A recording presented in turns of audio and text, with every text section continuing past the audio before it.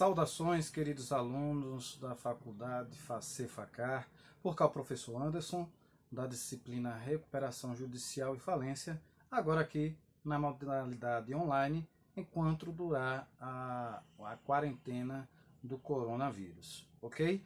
Nesse primeiro momento, nessa nossa primeira videoaula, como uma forma de pontapé inicial e retomada de raciocínio, eu vou fazer um apanhado geral do que nós vimos até agora, sobretudo para responder um questionamento que alguns podem fazer eventualmente. O que é que eu preciso saber para fazer uma boa prova de recuperação judicial e falência?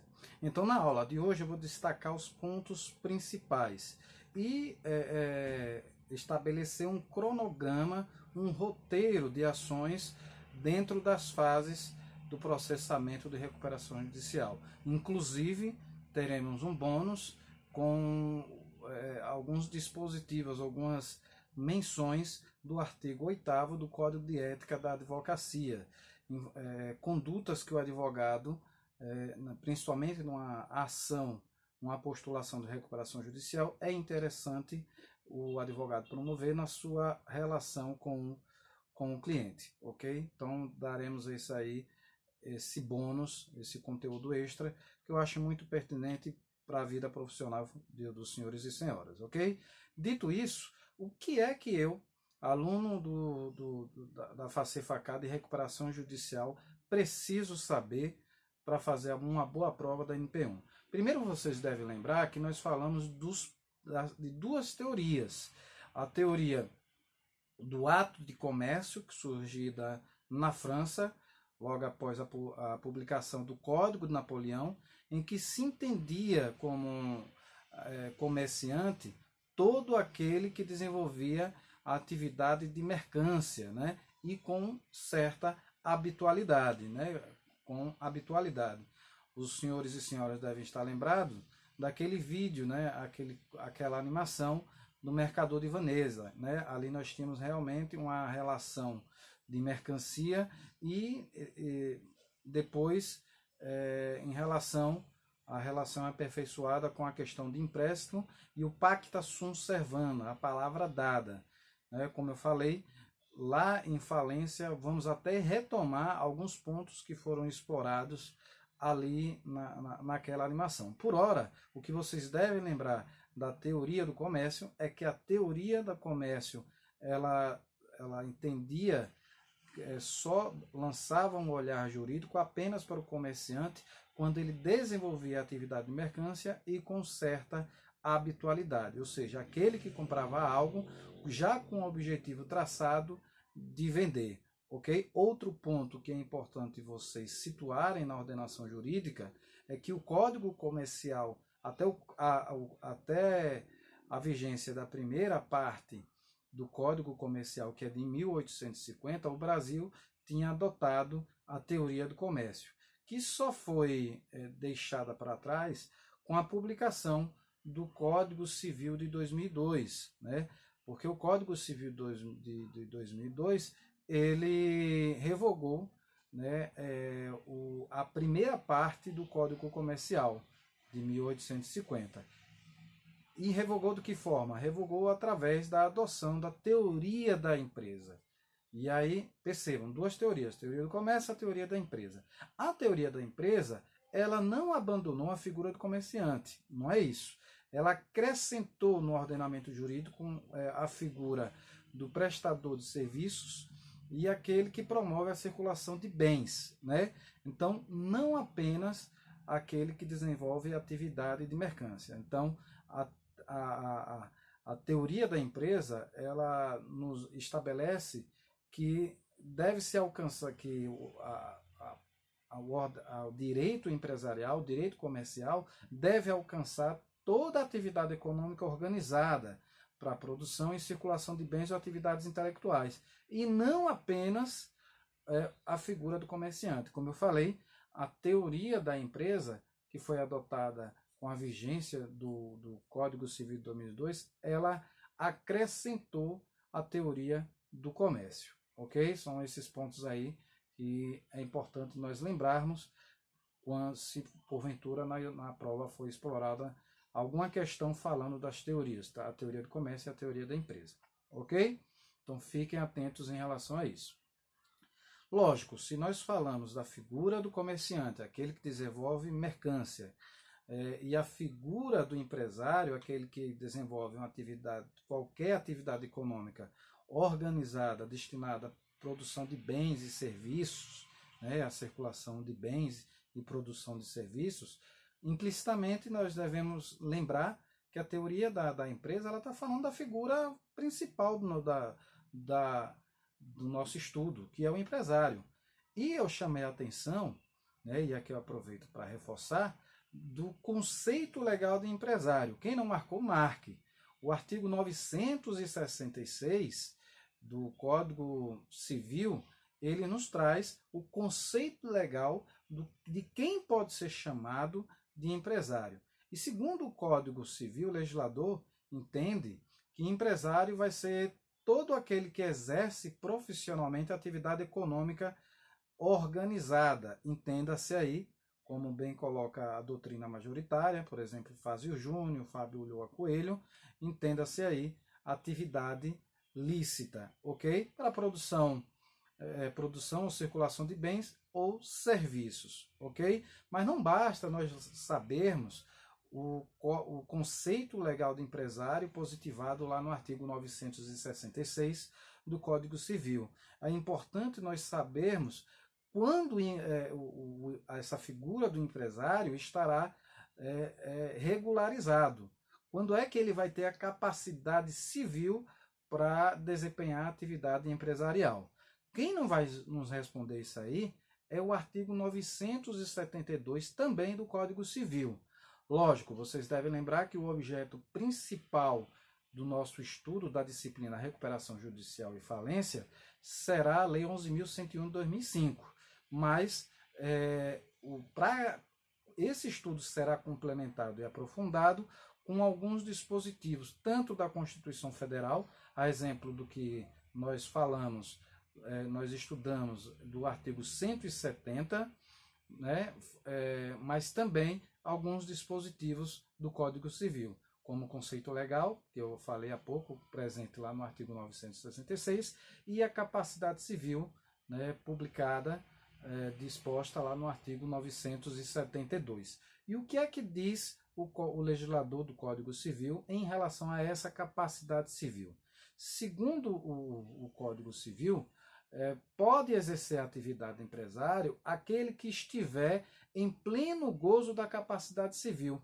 Por que é isso importante, professor? Porque vocês vão perceber que alguns atos, durante mais precisamente na nossa explanação da semana que vem, eu vou demonstrar para vocês que em alguns momentos, alguns atos, alguns pedidos ou alguns despachos o magistrado só vai dar se o empresário estiver regularizado, se ele não estiver em situação irregular. São situações pontuais, mas é importante saber. Então, como é que o magistrado, como é que nós advogados vamos mensurar a regularidade da capacidade civil da figura do empresário? Então, o legislador do Código Civil, ele disse lá que justamente, né, no artigo 992, será aquele empresário vai estar em pleno, estará regular se ele estiver em pleno gozo da sua capacidade civil e não forem legalmente impedidos, né, tiver alguma sentença, alguma decisão judicial, né, que dê para ele o impedimento. Lógico, é importante aí fazer uma remissão à diferença de incompatibilidade e impedimento, né? Se o legislador, por exemplo, lá no Código de Ética, no Estatuto da Advocacia, na verdade, na Lei 8906, lá no artigo 27, temos a situação que o profissional da advocacia, né, só pegando um link aí para vocês saberem a diferença do termo incompatibilidade e impedimento.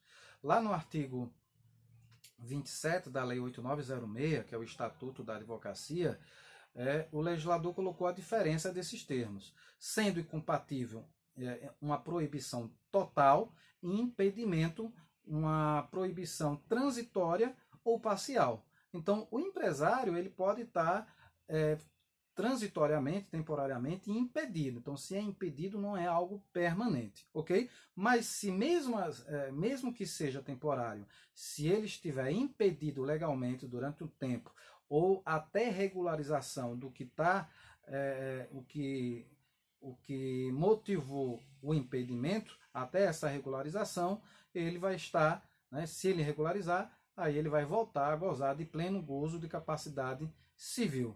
Fazendo isso, ele estará regularizado e poderá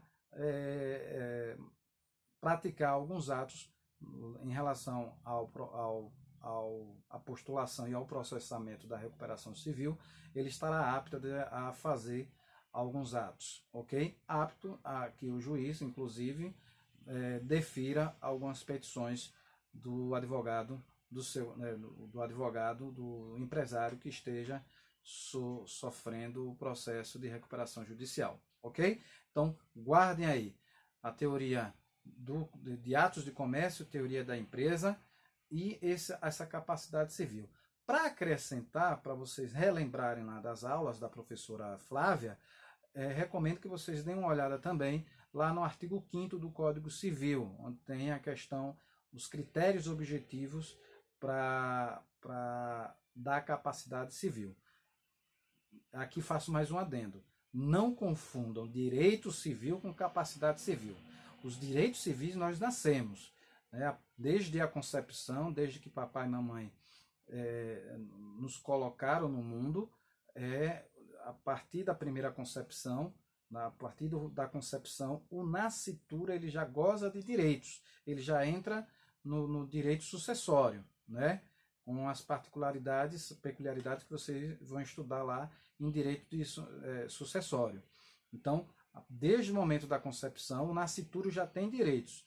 Agora, a capacidade de exercer os atos civis só tem um critério objetivo cronológico que está positivado lá no artigo 5º do Código Civil, ok? Então, a capacidade a gente vai conquistar, né, pelo fator cronológico apontado lá no artigo 5º do Código Civil. Claro que lá no artigo 5º do Código Civil tem outros pressupostos que, inclusive, essa majoração de 18 anos, ela pode ser antecipada. Mas não é objeto da nossa disciplina nesse momento, ok? Então, e por fim, fazendo esse preâmbulo, além da figura do empresário, nós devemos lembrar da figura da sociedade empresária. E eu até comentei que existe, relembrei os 4 tipos, né? Temos a sociedade em nome coletivo, a sociedade comandita simples, né? E a sociedade limitada e anônima. Então, a sociedade em nome coletivo, dá uma olhada lá, recomendo, né? Quem tiver já com o código em mãos, né, recomendo, ou com o tablet do lado, enfim, ou a apostila, a legislação impressa, ou a apostilha, é bom dar uma lidazinha, né? Fiquem tranquilos que de qualquer sorte a nossa prova, não sei se na modalidade online ou física, independente de qualquer forma, ela será mediante consulta sem problema nenhum, ok? Ok, então, lembrando que a sociedade, o conceito legal, o fundamento da sociedade em nome coletivo está lá no artigo 1039 do Código Civil, a sociedade em comandita simples no artigo 1045, a sociedade limitada no artigo 1052 e a sociedade anônima no artigo 1088, 1090 e 1091, ok? E aí eu abro um parênteses para dirimir uma dúvida em relação à primeira atividade que eu vou lançar para vocês, né? A primeira atividade, eu não sei se eu já mandei, acredito que eu já mandei sexta-feira passada, mas enfim, se eu mandei, presto um esclarecimento em relação à atividade que foi colocada lá no Google Class. A atividade, ela pede, não, é a atividade que eu apresentei em sala de aula, desculpem A atividade do Google Class é outra. A dúvida que alguns alunos repassaram para mim é que não estavam entendendo sobre o trabalho que ficaria para entregar no dia da prova. Aproveito aqui para dizer, olha, o calendário, o cronograma daquele trabalho que eu passei, olha, o do artigo 1º da Lei 11.101, onde está disposto, né, que aquela legislação ela vai disciplinar a recuperação judicial, a extrajudicial e a falência para o empresário e a sociedade empresária, vocês apenas fariam a transcrição uma linguagem mais simples possível, direta, do que seria alinhando, fundamentando, né, pegando como referência a disposição do artigo 972 e do artigo 966, para transcrever linguagem mais simples possível quem seria a figura do empresário, e aqueles dispositivos do Código Civil em relação às demais sociedades, nome coletivo, comandita simples, de forma sucinta. Em sala de aula, a proposição que eu coloquei para vocês era para entregar juntamente com a prova em manuscrito. Se o cenário não mudar, se a nossa prova continuar sendo agendada a NP1 com a programação de ser física, tranquilo, né? O agendamento, o cronograma vai ser de vocês entregarem em manuscrito juntamente com a prova. Se houver alguma mudança nesse cenário e de repente não há ainda nenhuma definição da faculdade nesse sentido, mas se de repente houver a delimitação de fazermos a prova online, vocês só não vão me entregar fisicamente, né? Quem fez em manuscrito, vamos ver, de repente vocês fazem manuscrito, tiram foto e mandam por e-mail no mesmo dia, ok? Ou de repente colocam lá, colocam entre as atividades para vocês entregarem no dia. Daqui para lá, nós vamos maturando a ideia, e se eu não lembrar, alguém aí, por favor, lá na nossa sala virtual, me dá uma lembrada. Não se preocupe que ninguém vai sofrer, tranquilo? Retomando aqui. Então, teoria do ato do comércio, né, tem que estar em mente o que é que ela aborda, qual foi o alcance jurídico dela. A teoria da empresa, a mesma coisa, o que é que ela aborda, qual foi o alcance jurídico dela, a partir de que momento o Brasil adotou a teoria da empresa, o que é que fundamenta. Isso aí tem que estar bem claro na nossa cabeça, tranquilo? Dito isso, adentramos a recuperação judicial propriamente dita, né? Então, sendo bem sucinto, né, eu coloquei para vocês um conceito de Fábio Bellotto, está lá na apostilha, que para mim é um dos conceitos mais completos de recuperação judicial, mas os pontos principais, eu não vou pedir lá na prova para você conceituar o que é recuperação judicial, mas você tem que ter em mente que a recuperação judicial ela somente será postulada pelo devedor. Inclusive, eu coloquei isso como uma das questões, salvo engano, a 8ª, que pode estar lá na NP1, né? De repente. Qual a diferença entre a falência e a recuperação judicial? Entre as diferenças está justamente essa. A recuperação judicial só pode ser postulada pelo devedor. Eu tenho minha empresa está sofrendo dificuldades, e aí eu contrato um advogado para peticionar, né, requerer a recuperação judicial. Aí postulo dentro daqueles requisitos que eu vou falar daqui a pouco, do artigo 48, os requisitos, e os requisitos documentais, materiais, do artigo 51 da Lei 11.101. Então, esse é o primeiro ponto. Mas entender que a recuperação judicial, somente o devedor pode fazer essa postulação, diferentemente da falência.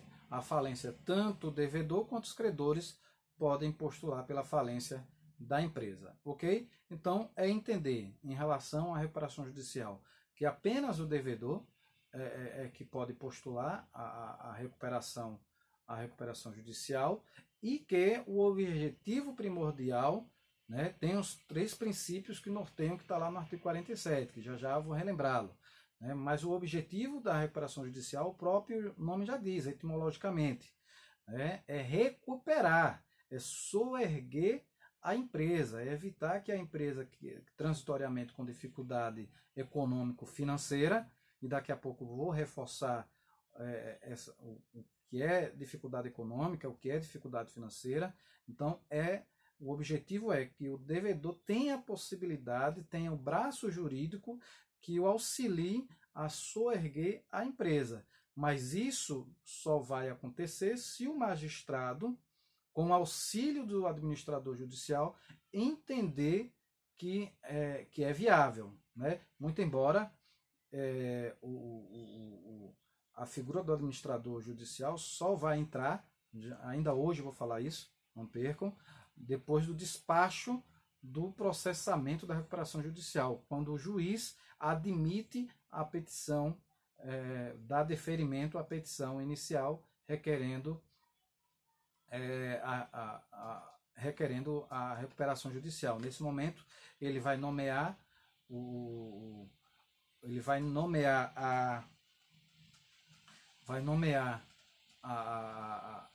administrador judicial e vai delimitar os prazos, ok? Daqui a pouco eu vou falar sobre isso. Então, saber que a recuperação judicial somente o devedor pode postular e saber que o objetivo primordial é não fechar a empresa.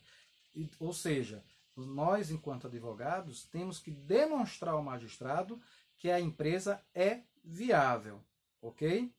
Então, por isso que o artigo 51 da petição inicial de uma recuperação judicial é muito técnico e material. Ele vai exigir uma série de documentos, aquele que é apresentado no rol taxativo lá do artigo 51. Tranquilo? Então, é isso que a gente tem que ter em mente. Naturalmente, embora não seja objeto do nosso estudo agora na NP1, temos que ter uma ideia rasa, né, nesse primeiro momento, do que é falência. E eu falei para vocês, a falência é um processo, é um processamento de liquidação de dívidas, né? E aí teremos vendas forçadas, né? Na falência, lá na NP2, eu vou demonstrar isso. Na falência, o dono da empresa, a administração é afastada, ela vai ser gerida exclusivamente pelo administrador judicial, diferentemente da recuperação judicial, onde o administrador da empresa e sua equipe permanecem, apesar de serem fiscalizados pela figura do administrador judicial e a sua equipe, ok? Então, a falência é um processo de execução coletiva, de venda forçada por determinação por ordem judicial, ok? Isso aí é um conceito muito interessante também, que eu passei já para vocês, conceito da doutrina de Fábio Belotti, ok? Então, como eu disse, guardem isso. Falei em recuperação judicial, estou falando, né, de um saneamento da empresa, demonstrar que a empresa é viável, né, que a recuperação judicial daquela empresa é viável. Ou seja, já disse isso e agora eu reforço, o objetivo da recuperação judicial, o objetivo dos dispositivos expressos na Lei 11.101 é garantir a recuperação da empresa, soerguer a empresa e pagar todas as dívidas, não é dar calote, ok? Tranquilo? E aí eu faço um adendo sobre dois pontos que aparecem lá no artigo 51, no inciso 1, temos lá falando, um dos primeiros requisitos é o histórico da empresa, de casos concretos, demonstrar em caso de forma concreta como se deu a crise da empresa, a crise econômica e financeira. E lá na petição da Norcon, se vocês, quem lançou um olhar mais atento, percebeu que o advogado teve um entendimento, que é o entendimento que nós devemos ter, quando o legislador coloca demonstrar em casos concretos a causa da dificuldade da empresa. Percebam que o advogado da Norcon, ele nesse tópico de casos concretos, ele quis transparecer para o magistrado a solidez da marca Norcon. E para isso ele fez um apanhado histórico. Ele falou que a Norcon ela atua há muitos anos na construção civil. Segundo ele, graças à Norcon teve papel fundamental no crescimento da cidade de Aracaju. Segundo ele, foi responsável pelo nascimento de um novo bairro, o bairro Jardins, inclusive a inauguração de um novo shopping, né, o Shopping Jardins. Né? Não foi o primeiro shopping da cidade, mas foi o segundo shopping, mas foi o primeiro shopping ali na área dos Jardins, né? Então, o segundo shopping de Aracaju. Então, ele coloca isso daí como objetivo de enaltecer a solidez da marca Norcom. Logo a seguir, lá na petição inicial da Norcom, é que ele vai explorar em subtópicos da crise econômica e da crise financeira. A crise econômica alinhada aí à questão da política econômica, né? A política econômica adotada no país, e a crise financeira correlacionada aos recursos disponíveis para pagar as prestações obrigacionais. E aí temos uma correlação também da crise financeira com a crise patrimonial. E quando é que a gente vai falar em crise patrimonial? Justamente quando todo o patrimônio da empresa não for suficiente para adimplir todas as dívidas. Aí nós temos agora, além de uma crise financeira, esse nome técnico de crise patrimonial, ok? Onde o empresário não tem bens suficientes para pagar todas as dívidas. Há um desnível aí, no caso, como eu falei, entre ativos e passivos, ok? Tranquilo?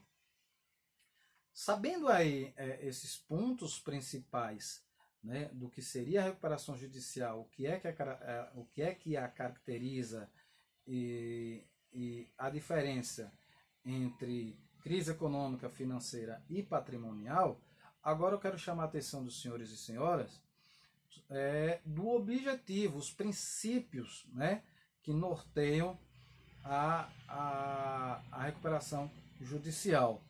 Lá no artigo 47, nós temos o objetivo da lei da recuperação judicial, né? O objetivo do Instituto da Recuperação Judicial. Lá no finalzinho do artigo 47, temos os 3 princípios que norteiam a recuperação judicial. O legislador colocou o princípio da preservação da empresa, né, para possibilitar a continuidade do negócio, evitar que fechem as portas, e alinhado a esse princípio da preservação da empresa, temos o princípio da função social da empresa, né, onde o legislador entende, né, que hoje em dia é muito mais interessante manter a empresa que está em dificuldade funcionando, porque ela é produtora de bens para a sociedade como um todo. Até citei como exemplo o caso lá da unidade de Carmópolis da Petrobras.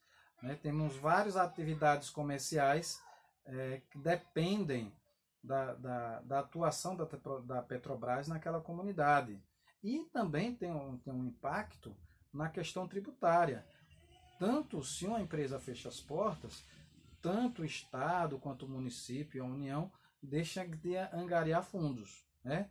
Então, o impacto é comunitário, o impacto é social, porque tem uma empresa que fecha as portas, lança ao mercado uma multidão de desempregados. Né? Inclusive, agora nesse momento de crise do coronavírus, né, é importante lembrar, até parece até que eu ouvi alguma pergunta de Márcio nesse sentido, né? Professor,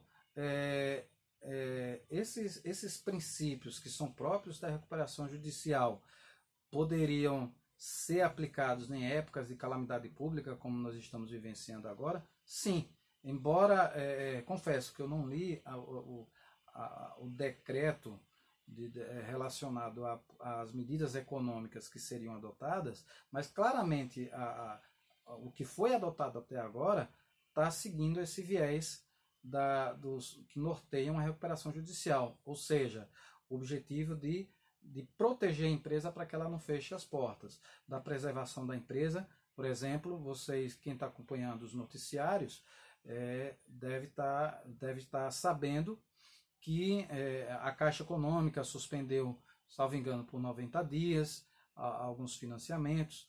Alguns bancos, a exemplo do Santander, e olha, eu não estou com merchandise aqui não, viu? O YouTube não está me pagando nem eles, né? Mas se pagarem, pelo menos uma cerveja eu repasso para vocês. Não estou recebendo não, estou colocando a título de exemplo. Então, pelo que eu acompanhei no noticiários, a Caixa Econômica, o Banco Santander, só estou esperando o Banese ter essa iniciativa. Alô, Banese, é com vocês, estou jogando a bola. Então, algumas empresas, alguns bancos, algumas instituições financeiras estão dando uma oportunidade para os micro, pequenos e pequenos empresários, né, se sustentarem nessa época de crise. Ontem mesmo saiu uma medida que o governo federal vai adotar para os pequenos comerciantes ambulantes, né?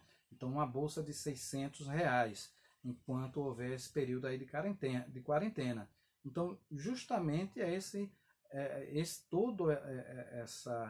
todas essas medidas têm o objetivo de preservar a figura do empresário e do autônomo, que também contribui aí para a economia. Então, o princípio da preservação da empresa, aqui na verdade nós não temos o que está acontecendo nessa época, não é o princípio da preservação da empresa, mas sim o princípio da preservação do negócio, né?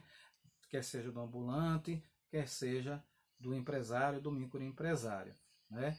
E aí também todas essas medidas, por exemplo, durante esse período de quarentena, o decreto estadual ele estabelece, e por orientação do Ministério Público, que contas de água e de energia não sejam interrompidas, porque vai que o empresário tenha dificuldade nesse momento de manter as contas em dia. Então, são políticas aí que estão namorando com a legislação de recuperação judicial, ok? Tem lógica sim, tem correlação, muito embora o direito empresarial não tenha tratado diretamente desse tema em casos de calamidades, ok? Então, mas todas essas medidas da política econômica estão seguindo essa lógica aí, ok? Então, o princípio da preservação da empresa, está lá no finalzinho do artigo 47, criar meios, né, de que a empresa não seja fechada, né, que a atividade empresarial não seja encerrada. O princípio da função social é considerar que a empresa é uma fonte produtora de bens e serviços que tem uma ação direta, uma influência direta na comunidade, né? E, inclusive no desenvolvimento, comunidades inteiras, a exemplo de Carmópolis, ali o bairro Siqueira Campos, com a unidade da Petrobras ali na Rua Acre, promoveu o desenvolvimento daquele bairro. Então, há um entendimento nesse sentido também, além da questão tributária, né? Muito embora, mais adiante eu vou falar sobre isso, que o artigo 6º, parágrafo 7º, ele estabelece que as dívidas fiscais não serão interrompidas com o advento da suspensão lá que o juiz vai dar de 180 dias das dívidas perante os credores, né? Mas as dívidas fiscais, ou seja, tributárias, não entram nesse mérito, né? Já eu vou reforçar esse ponto, ok? Então, agora, feita essa revisão preliminar de tudo que nós vimos até o momento, eu quero fazer um exercício com os senhores e senhoras de imaginação. O roteiro, imagine que vocês estão no escritório de vocês e chega um cliente, um micro ou grande empresário, querendo uma consulta jurídica ou contratá-lo para postular o pedido de recuperação judicial. Então, nesse primeiro contato lá com o cliente, e nessas épocas agora de quarentena, o pessoal está utilizando o Zoom. Então, nessa reunião com o cliente, você vai fazer uma análise preliminar entre alguns pontos que você vai questioná-lo e alguns aspectos documentais. Então, o primeiro ponto que você vai verificar, você vai perguntar que tipo de empresário ele é, qual é o ramo da empresa dele. Para quê? Justamente para responder uma primeira reflexão, a primeira pergunta que você deve responder para si mesmo durante essa avaliação preliminar. A empresa dele se aplica à Lei 11.101? Então, quem é que vai responder isso? Justamente o artigo 1º e o artigo 2º. O artigo 1º com a disposição, dizendo para que serve a Lei 11.101, né? Esta lei dispõe sobre a recuperação judicial, a extrajudicial e a falência para o empresário e a sociedade empresária, né? Então, e no artigo 2º temos os casos, as empresas que não podem receber os benefícios positivados na Lei 11.101. Então, temos a impossibilidade absoluta do inciso 1, que é a empresa pública, a empresa de economia mista. Já expliquei sobre isso, justamente para evitar interferência estatal no mercado. Não seria justo, imagine, porque a empresa pública e a sociedade de economia mista, em dificuldade financeira, ela tem por trás a administração pública, que tem o recurso dos tributos. E querendo o administrador, ele vai investir, injetar capital e aí facilmente poderá soerguer a empresa, né? Então, essa análise preliminar, se para aquele ramo do comércio do seu cliente se aplica a lei, tem que ser feito. A outra análise que vocês deverão fazer é se ele preenche os requisitos, né? Ele, enquanto administrador, e a empresa dele, se ela preenche os requisitos. E quem vai responder isso? Justamente lá o artigo 48. Se ele tem mais de 2 anos desempenhando a sua atividade comercial, lembre que o legislador colocou há mais de 2 anos, né? Se faz mais de 5 anos que a empresa dele ou alguma outra empresa em que ele seja administrador já tenha pedido a recuperação judicial, se ele não sofreu nenhum processo de falência, também vai impedi-lo. Se ele não responde por nenhum crime falimentar ou como colocou o legislador, qualquer outro crime, né?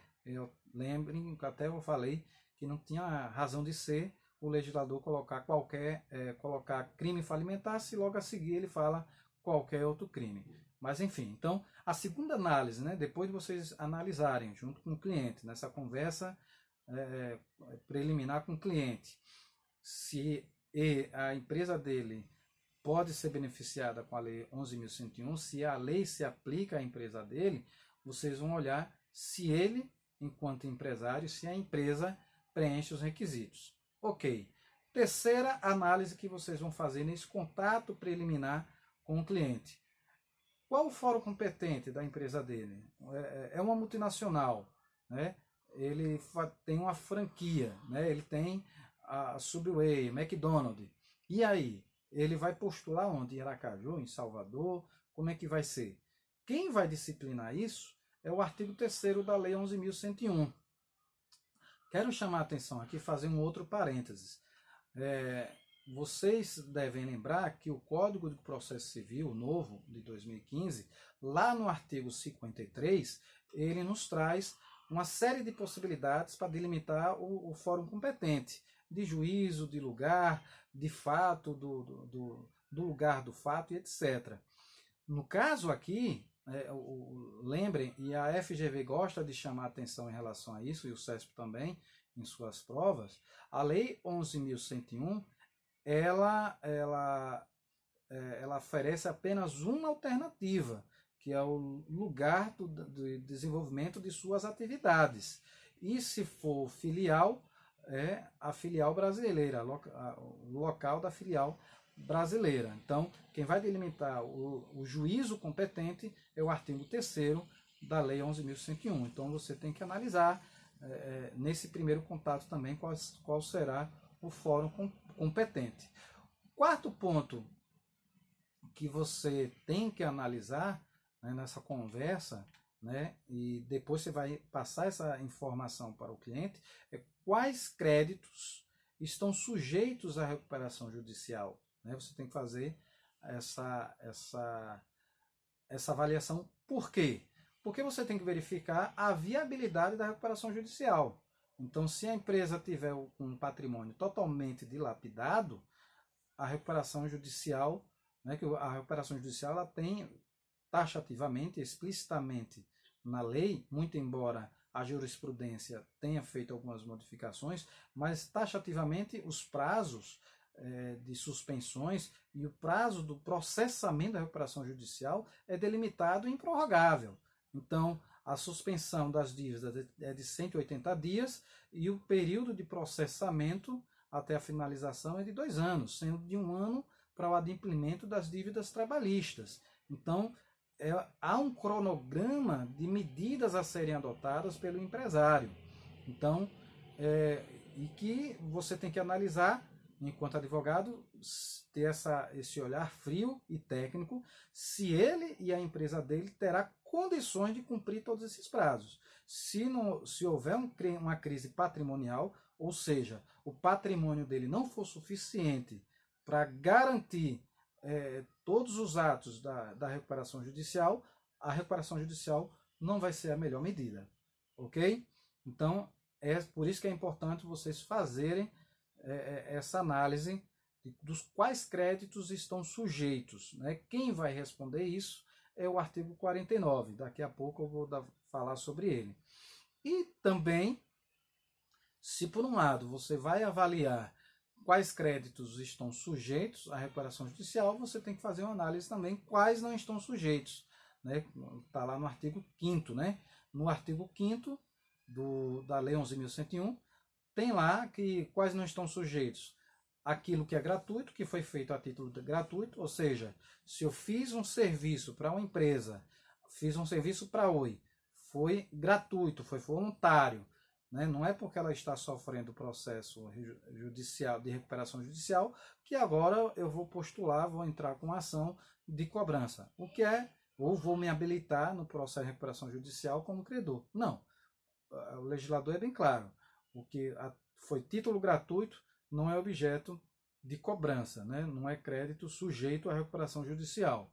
Outro ponto que o legislador colocou lá no artigo 5º, lá no inciso 2, ele coloca justamente a questão das custas judiciais, né? Como a exceção da exceção. Se por um lado eu não posso habilitar os créditos decorrentes das despesas que eu tive para me habilitar como credor, né? Então eu vi que a empresa, a Oi, por exemplo, a Norcom, está em recuperação judicial, eu tinha prestado um serviço, eu sou pintor, por exemplo, e ela não me pagou, aí eu vou ter que ir atrás de nota fiscal, fazer uma perícia contábil de tudo que eu gastei, fazer um relatório financeiro para juntar ao processo, e para isso eu contrato um contador,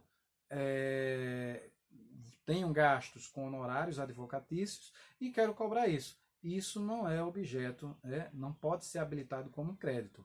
Né? A única coisa que pode ser habilitado como crédito para aquele que vai demandar da habilitação, da cobrança por meio do processo de recuperação judicial, é a taxa das custas judiciais. Ok? Muito cuidado com essa exceção. Ok? Dito isso, né, quero relembrar para vocês agora a fase do processamento. Fiz essa análise preliminar, bacana. O que é que eu vou fazer a seguir? Feita a análise preliminar e você, enquanto advogado, chegando à conclusão, ok, o empresário e a empresa está apta à postulação da recuperação judicial. E aí vem aquele ponto bônus que eu falei no início da nossa aula. Lá em ética, quando vocês estudaram instituições judiciárias e ética, o Código de Ética propriamente dito, lá no artigo 8º, ele coloca que o advogado deve informar o cliente de forma clara e inequívoca quanto a eventuais riscos de sua pretensão, ou seja, do desejo dele postular, ou seja, quais são as consequências, né, o legislador colocou isso de forma taxativa, né? Das consequências que poderão advir da demanda. Ou seja, nós, enquanto advogados, devemos deixar bem claro as consequências da postulação do pedido de recuperação judicial para aquele empresário.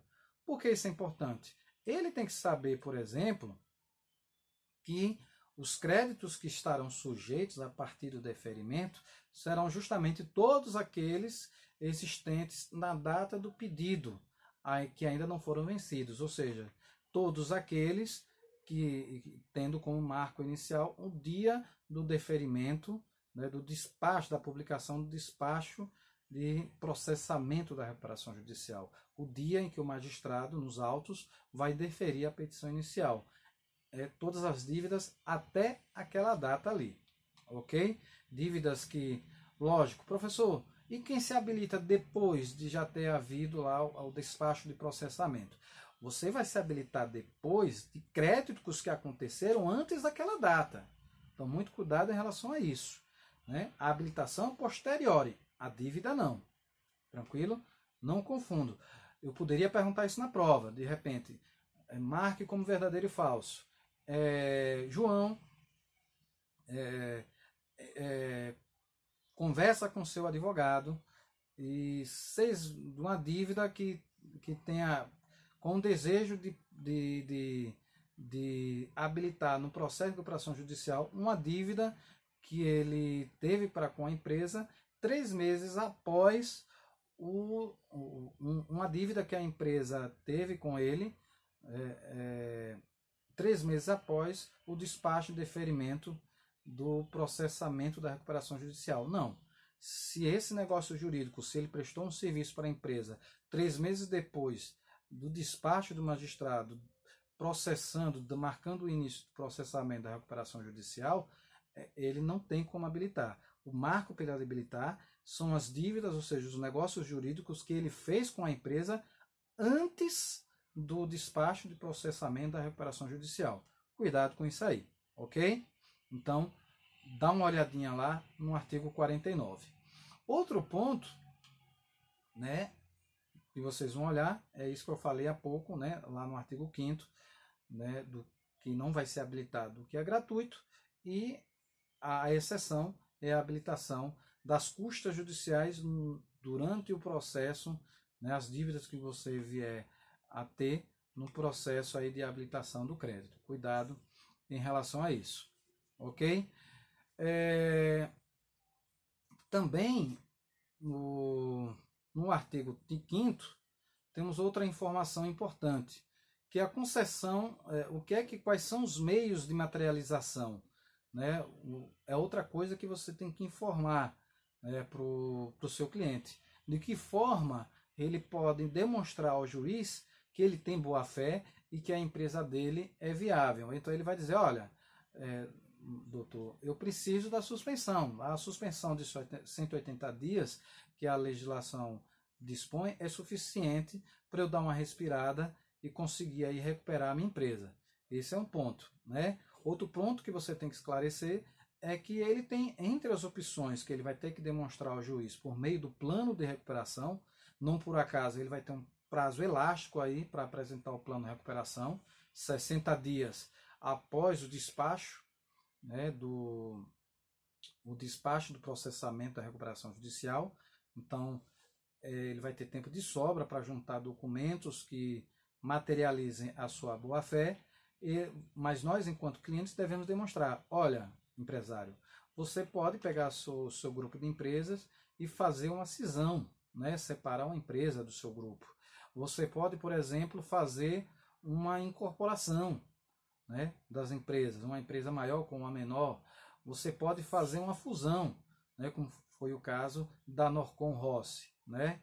Então, cabe a nós, advogados, abrirmos esse leque das formas, né, do método, né, dos meios que o empresário tem dispostos lá na lei para assegurar e para demonstrar ao juiz que a empresa dele é viável, né, que a recuperação é viável. Cabe lembrar a gente também outro ponto. Guarde isso que eu vou falar. artigo 5º, parágrafo 4º. Lembrar ao empresário que ele não pode, o legislador da Lei 11.101 foi muito bem claro, ele não pode desistir da recuperação judicial. Né? Ele interrompeu os pagamentos, né, durante o processamento e recuperação judicial. Ele pode, se ele disser que não está em condições de seu gestor judicial se afastar, e aí, como eu falei, temporariamente, ou enquanto a Assembleia não escolher um novo gestor judicial, o administrador judicial vai acabar desempenhando essa função. Mas o processamento da recuperação judicial continua, o processamento não será interrompido. Deixar isso bem claro aí para o seu cliente. Onde é que está essa informação, professor? Marquem aí com carinho no artigo 5º, parágrafo 4º. Lá no artigo 5º, parágrafo 4º, temos a seguinte informação. Acompanhem comigo. O devedor não poderá desistir do pedido de recuperação judicial após o deferimento de seu processamento. Percebam que o legislador, ele foi bem claro, ele não poderá desistir do pedido da recuperação judicial, ok? Ele pode, um legislador demonstra mais adiante, ele pode se afastar, inclusive ser afastado, se for demonstrada a má-fé, né? Só que se ele for afastado de forma coercitiva pelo magistrado, em decisão, o magistrado vai afastá-lo e poderá, inclusive, declarar a falência da empresa. Mas se voluntariamente ele disser que não tem condições, como eu falei, ele é afastado temporariamente, o administrador judicial vai assumir, vai acumular a função de gestor judicial. E aí, até o comitê de credores em assembleia escolher um novo gestor judicial, o administrador judicial estará com esse acúmulo de funções, ok? Repito mais uma vez, cuidado, marque com carinho aí na legislação, artigo 5º, parágrafo 4º, onde temos a informação de que o empresário não poderá desistir do pedido da recuperação judicial. Outro ponto que eu já falei aqui e aproveito para reforçar é que o empresário, ele não vai deixar de pagar os tributos, né? Já falei aqui do artigo 6º, parágrafo 7º, que dispõe que as execuções de natureza fiscal, ou seja, os tributos, não são suspensas pelo deferimento da recuperação judicial.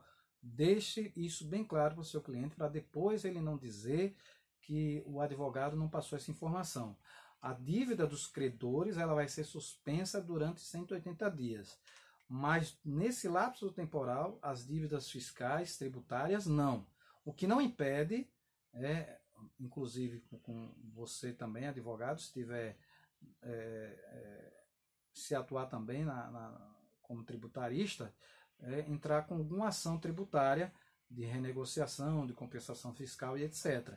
Isso é outro ponto, vai ser num processo em apartado, é outro processo, tranquilo? Mas deixem isso bem claro. Olha, empresário, vai suspender a dívida perante os credores durante 180 dias, mas o governo não pode deixar de faturar, ok?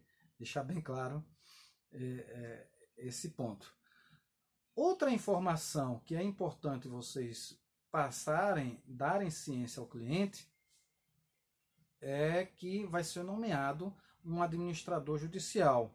E dizer para ele quem é que vai ser. Vai ser um primo dele? Ele pode colocar a esposa, pode colocar um filho? Não.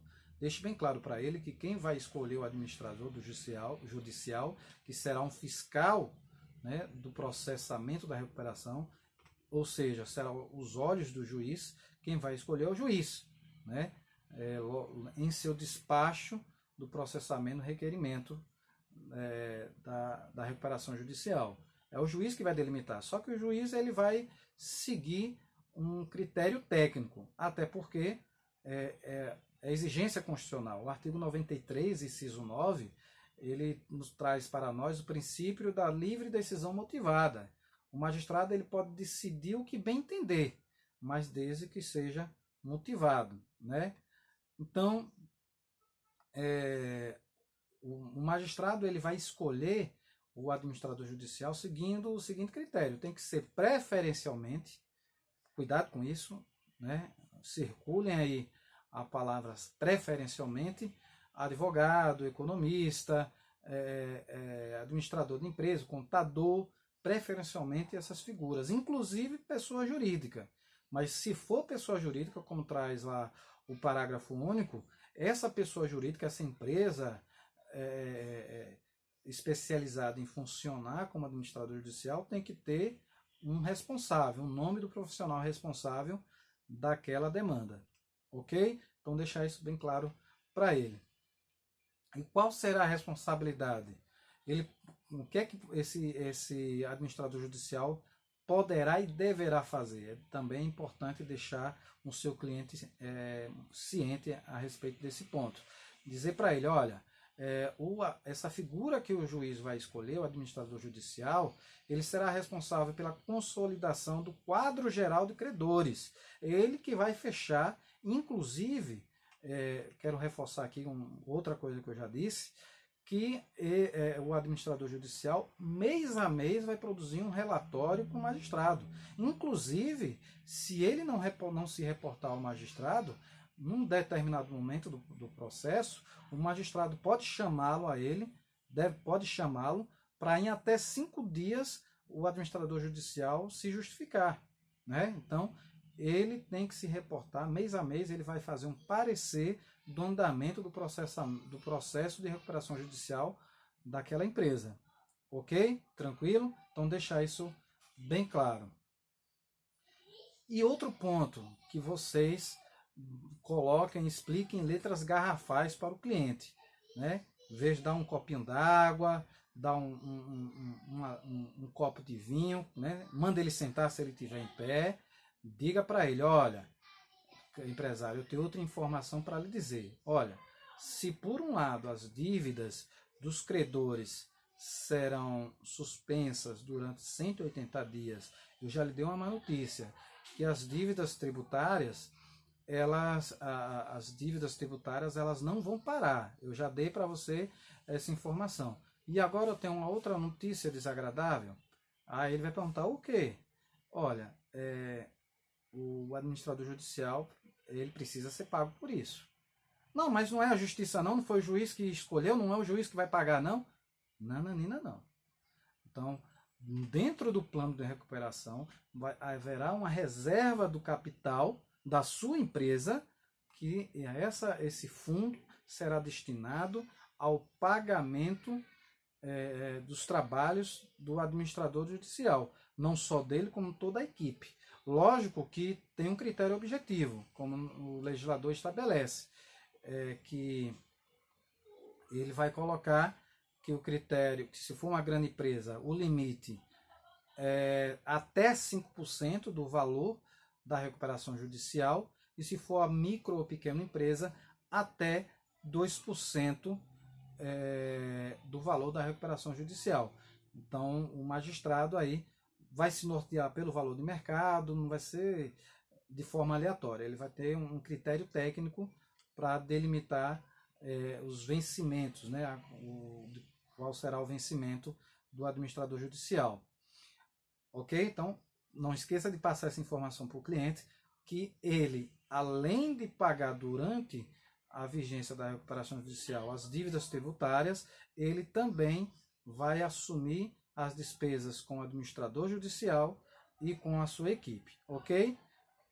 Quanto tempo, outra informação que é importante, né, vocês deixarem o cliente ciente. Quanto tempo vai durar a recuperação judicial? 5, 10 anos? Não. O artigo 61 ele vai dizer, olha, todas as obrigações previstas no plano que se vencerem até 2 anos depois da concessão da recuperação judicial. Então, ele vai entender que o devedor, como colocou lá o legislador no artigo 61, ele vai permanecer em recuperação judicial até que se cumpram todas as obrigações, né, que ele assumiu com o juiz, né, por meio da petição inicial e por meio do plano de recuperação. Então, ele permanecerá em recuperação judicial até que todas essas obrigações sejam cumpridas. E qual prazo? No plano que se vencerem até 2 anos depois da concessão da recuperação judicial. Ou seja, há 2 anos contabilizando aí como marco a data do despacho de processamento da recuperação judicial. Aquela publicação é que é o marco de 2 anos, ok? Então, informar isso para ele, que é o tempo, pelo menos é a previsão legal do artigo 61 da Lei 11.101, ok? Quanto tempo vai durar a suspensão? Já falei aqui, está lá no artigo 6º, parágrafo 4º, a suspensão das dívidas, né? Há um prazo improrrogável, né? O legislador ele colocou que a suspensão que trata o artigo 6º, em hipótese nenhuma, excederá o prazo improrrogável de 180 dias. Só que temos o caso da Oi, que já foi prorrogado, né? Inclusive, a recuperação judicial da Oi já tem mais de 2 anos. A Oi ela está abrindo um precedente em relação ao tema recuperação judicial. Dá para a gente entender o porquê disso? Dá, né? Porque se o objetivo da recuperação judicial é a preservação da empresa, a função social da empresa e o estímulo à economia, imagine uma empresa como a Oi, a quantidade de colaboradores que tem, de repente fechar. Então, se 2 anos não foi suficiente para adimplir de soerguer a empresa, se 6 meses não foi suficiente para adimplir todas as dívidas, é mais do que lógico, em nome do princípio da preservação da empresa e da função social, que o legislador ele seja razoável e que ele adapte ao caso concreto. E como eu falei, a Constituição Federal permite em relação a isso, né? Dá permissão para isso. Temos lá, como eu falei, o artigo 93, inciso 9, né? O artigo 93, inciso 9 da Constituição Federal, o princípio da livre decisão motivada. Além do mais, não é porque até então nenhuma empresa tenha conseguido essa prorrogação, como foi o caso da Oi, de forma tão pública e notória, que o magistrado pode se excusar de decidir sobre isso, né? Vale lembrar também o que dispõe o artigo 5º, inciso 34, né? Que artigo 35, inciso 35, na realidade, desculpem.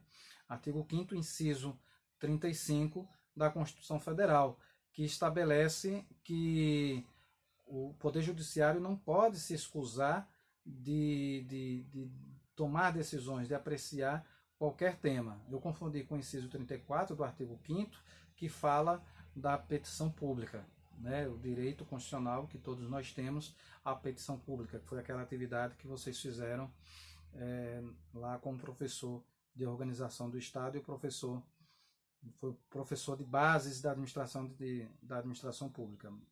Ok?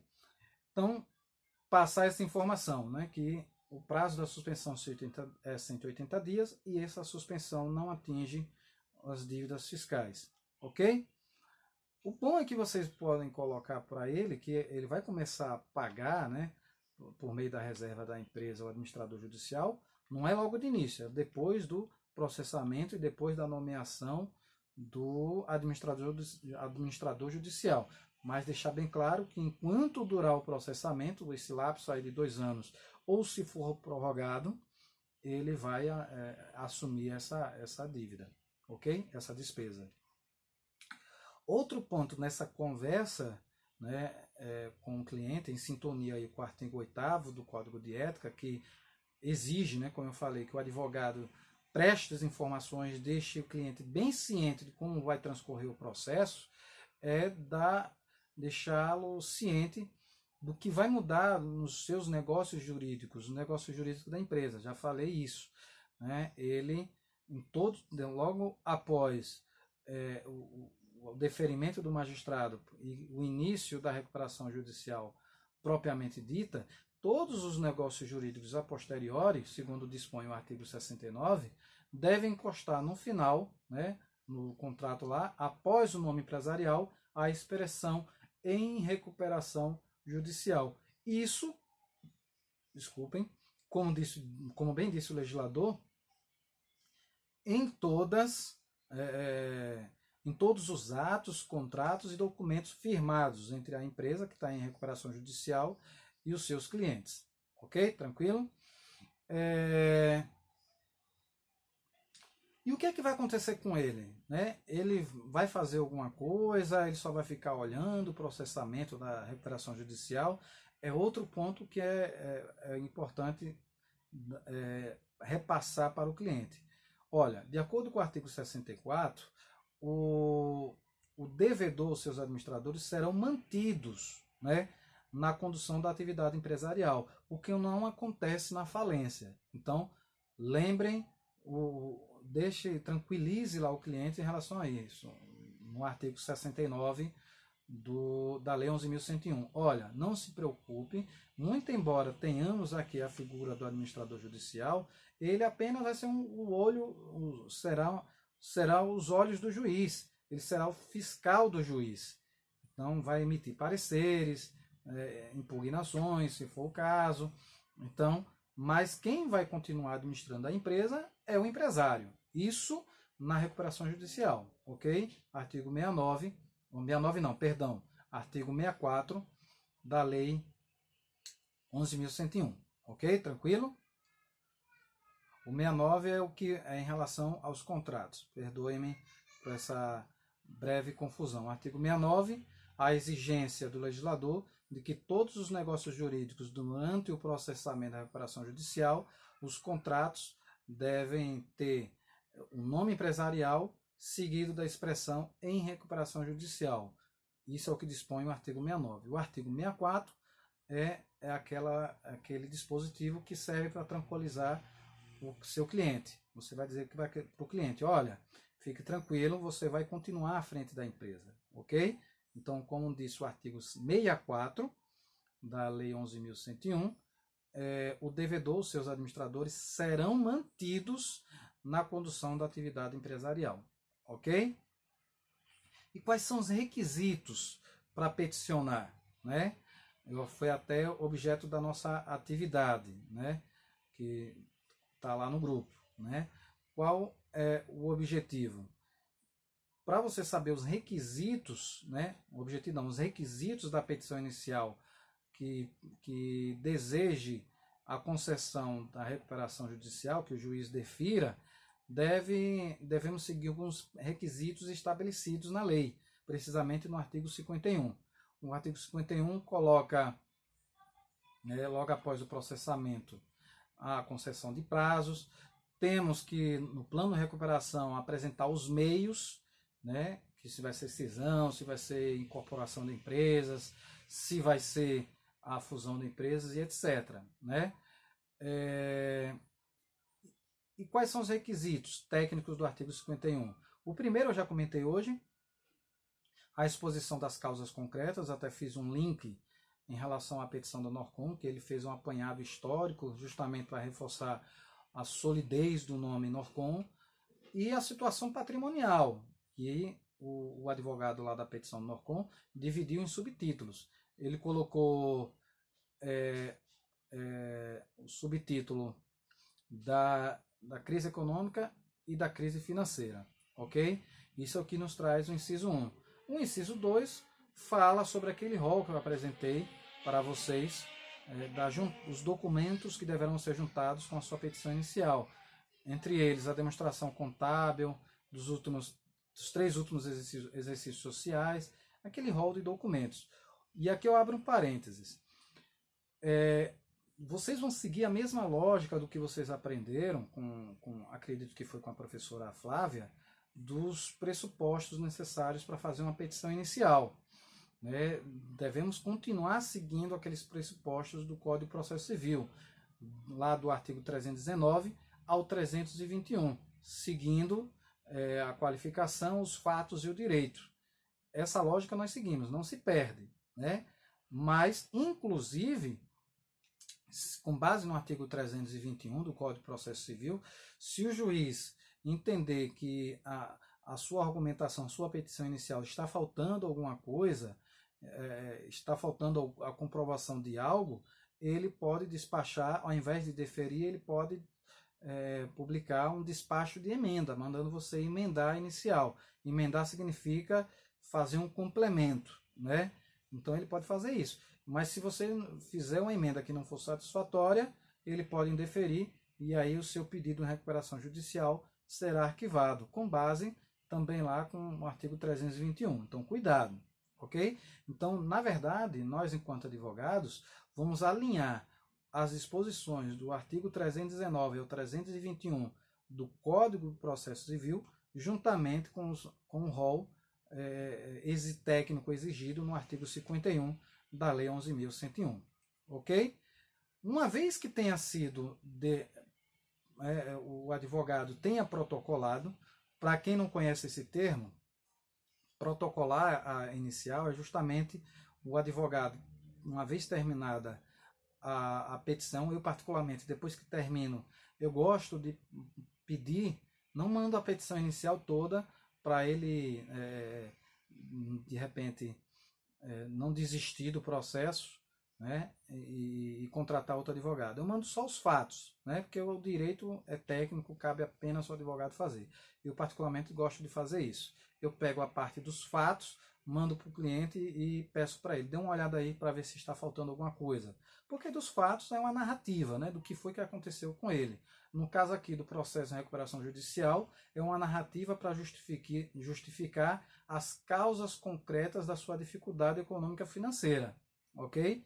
Então, particularmente, fica a dica, terminou a petição inicial, copia somente a parte dos fatos, manda para o cliente. Veja aí se está faltando alguma coisa, se o senhor esqueceu de dizer alguma coisa. Se não, se ele disser, não, tá ok, tá massa, é isso aí mesmo, vocês vão entrar no portal do advogado, no Tribunal de Justiça de Sergipe, ou no TRF, né, da 5ª Região, e vão colocar, vão protocolar. Protocolar o quê? É ingressar, né, dar entrada no processo. Então, protocolar é dar entrada no processo digitalmente, ok? Então, depois do protocolo, depois que você deu entrada no processo, o que é que vai acontecer a seguir? O juiz ele vai ter um lapso temporal para apreciar a sua petição inicial. E aí, como eu falei, é o processo, é o período de análise, né? Período de análise formal do magistrado, né? Onde tem essa informação? Lá no artigo 50, né? É o período aí que ele vai analisar. Agora, a questão do possível indeferimento, né? Que é indeferimento ou arquivamento, a resposta, né, dessa possibilidade desse ato do magistrado não vai estar lá na Lei 11.101, vai estar no artigo 321 do Código de Processo Civil, ok? Então, no artigo 50 temos o despacho de processamento, né? O despacho essa medida preliminar, essa análise formal do magistrado, e se ele entender que está ok, né, depois dessa análise formal, o que é que ele vai fazer? Ele vai promover o despacho de processamento, ok? E aí, nesse despacho de processamento, só dando um pequeno spoiler, o magistrado vai estabelecer o prazo para apresentação do plano de recuperação, prazos de habilitação de algum credor que eventualmente tenha ficado de fora, e vai nomear o administrador judicial, vai tomar uma série de decisões e haverá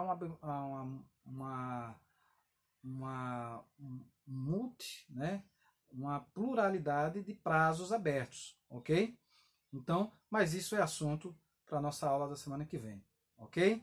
Até lá, na aula da semana que vem, nós vamos falar sobre esse segundo momento, né? No próximo capítulo da nossa temporada online, nós vamos falar, né? Chegamos na fase em que o magistrado recebeu a sua petição inicial. Recebeu, ele fez a leitura, tá ok, ele vai despachar. E o que é que acontece a seguir? Não perca semana que vem. Um abraço, minha gente, bons estudos e façam as atividades, porque as atividades têm um prazo, eu estou dando um prazo elástico para as atividades de uma semana, atividades objetivas, simples e objetivas. Vocês fazem a atividade, publicam lá na nossa sala virtual. Ok, minha gente? Até lá, uma satisfação estar com vocês e até a aula da semana que vem. Um abraço, fiquem com Deus e fiquem em casa. Um abraço.